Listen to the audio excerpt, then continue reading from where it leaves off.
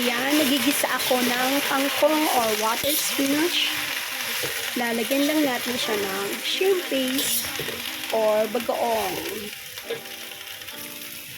Ilalagay ko ng aking shrimp paste na tinunaw ko sa tubig na may brown sugar. Ayan.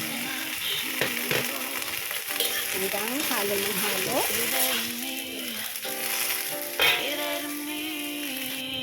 Ayan, malapit na ang ating ginisang kangkong na may bagoong. Meron din tayong kapatter na pritong isda. Asus! Happy dinner! Kakain na! Thank you for watching! Oops! Meron din tayong crab. Ayan, kain na na!